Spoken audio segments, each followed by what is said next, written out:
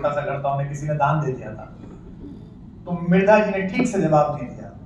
मृदा जी को लगा हुआ ठीक है, एक हारा हुआ सांसद है, जीता हुआ सांसद है, क्या मतलब है, जवाब नहीं दिया।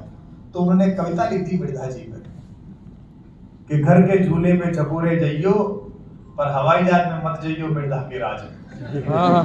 और वो कविता कादम्बरी में छप गई। वो खुद चुनाव हारे, अपनी मजाक उड़ाना कोई कैसे कर सकता है। वो चुनाव हारे, कादम्बरी के संपादक राजेंद्र अवस्थी ने उन्हें एक लेटर लिख दिया और उसमें एक तंज मार दिया, कहा कि अब तो कोई कविता भेज दी, अब तो हार भी गए, अब तो आप खाली हो गए। तो उन्होंने चुनाव को हारे अपने शिष्य से, जो राजनीतिक रूप से उनका शिष्य था। राजमाता ने अपने पुत्र को, अटल जी को कहा था इसे राजनीति सिखाओ। बाद में उन्हीं के पुत्र इनकी आजकल सरकार में आ गए हैं वापस इनके साथ ही, तो उनसे चुनाव हारे।